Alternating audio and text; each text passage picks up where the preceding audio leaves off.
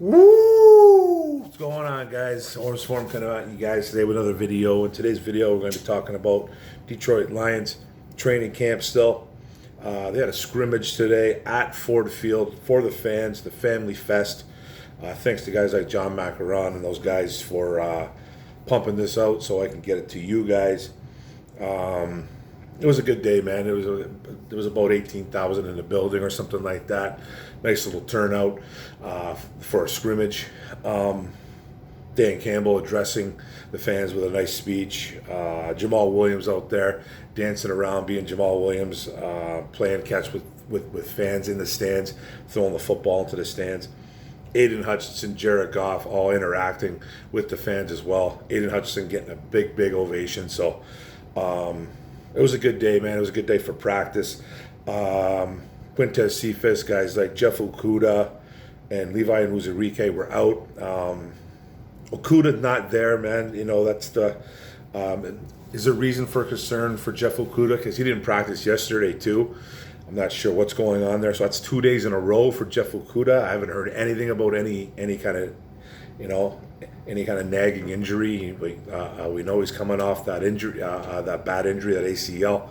So hopefully nothing too serious with Jeff Okudah. But it is 2 days in a row, so people want to know why.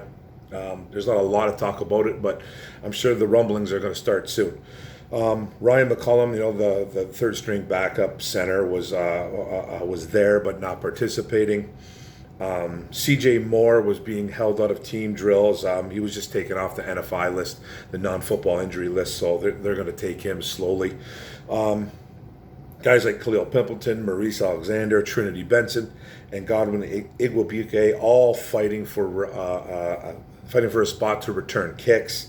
Pimpleton and Alexander really stood out, I guess, on day 10 at Ford Field. So this Alexander kid, man, he's got some wheels. He's not a big guy at 5'11", 180, but neither is Pimpleton. Could one of these guys make the team just because of their return skills? I think that's going to be a little bit tough, but they are, they do have some wide receiver skills as well. So that's going to be an ongoing battle.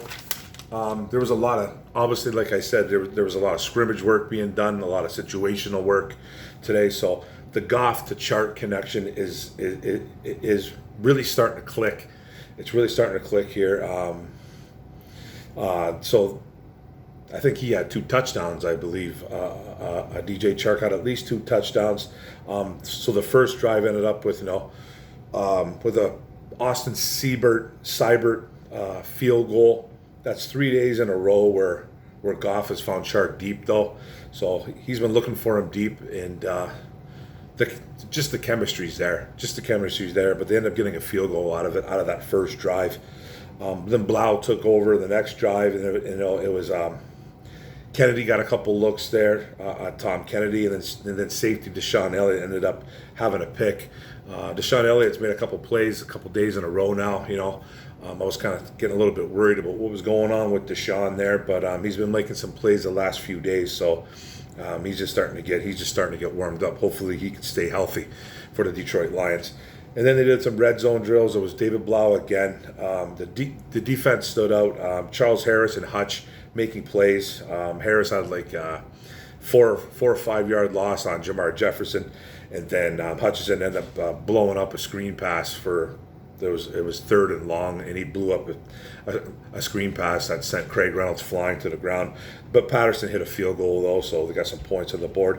Then Goff led the next drive, pass attempt to Raymond. It was blanketed by guys like Amani Awarie and Tracy Walker. Chark did end up with a 4-yard touchdown, though, on that drive. Finally, Boyle came in, and his first pass hitting Trinity Benson. Good there. Eventually hitting Tom Kennedy for 6 points, got the touchdown there. So that's good for Boyle there, because I think he's behind the 8 ball right now on Blau. He could be getting cut. So Seibert did go perfect in all his field goal attempts, and Patterson ended up missing 1 during the day, and we'll talk about one of them coming up. The next drive was mainly handoffs to guys like Jamar Jefferson. Pimpleton did make a catch.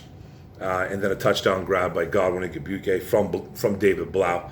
And then Eric Banks on the next drive had a sack against Jared Goff. That's 2 days in a row for Eric Banks getting into the backfield and making a play and sacking the quarterback. Not really known for being a sack guy, but he got in there and made a couple plays. And then he completed a pass to DJ Chark, and then a touchdown to Josh Reynolds. Then the next drive was multiple receptions by Amon-Ra St. Brown. Goff found St. Brown for an 18-yard touchdown eventually in this drive. Sewell did have a holding penalty that cost him, and he was visibly upset about it apparently, but they did get in the end zone finally. And then Boyle, man, he was looking rough again on another drive. 2 missed throws to Kennedy and Raymond. Seibert did nail a 62-yarder, though. That's a big bomb.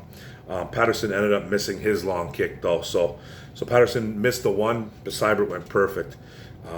Final drive started with a St. Brown connection from Goff, and then they capped it off with a 33-yard strike touchdown to DJ Chark. That was his second of the day.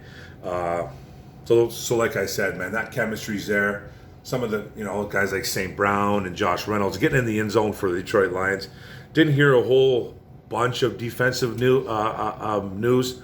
Elliott obviously making the interception on Blau. Hutchinson getting in the backfield. Charles Harris getting in the backfield too, making plays. Just not only in the sack department, but making plays on screens and making plays on runs. So that's what we want to hear. We don't want to hear that these guys are just one-dimensional and they can only just get the quarterback, man.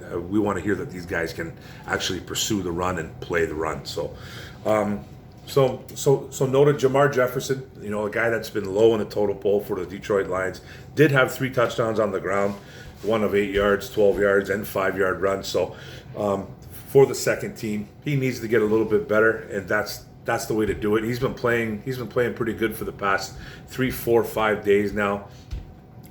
Ever since Justin Jackson, I feel that they signed, I feel that Jamar Jefferson has kind of stepped up a little bit. So that's nice to see, nice to hear. Let's see how he handles more adversity down the road. And then I'll end it up with a Jack Fox thing. It's special teams. Not that a lot of guys care about, but this guy had 2 boots of 70 yards plus apparently. That's absolutely unreal. This guy, when he's on, he's on. He'll shank an occasional one every now and then. Jack Fox did make a Pro Bowl last year. We need more consistency from him. I think we'll get that this year. Hopefully we don't see him a lot out there punting the football, though, to be honest with you, because we want touchdowns and field goals, right? Obviously touchdowns, but Jack Fox has probably one of the strongest legs in the NFL. And I think he's only going to get better. And that was it, guys. That was day 10. It was at Ford Field. The Family Fest. Couldn't make it out there. I'm not sure if they have a day off tomorrow because they did do some hard work today. We'll see. It's a Sunday. Maybe they'll have the day off, but we'll start this back up either tomorrow or the next day. So thanks for the video, guys. Thanks for paying attention.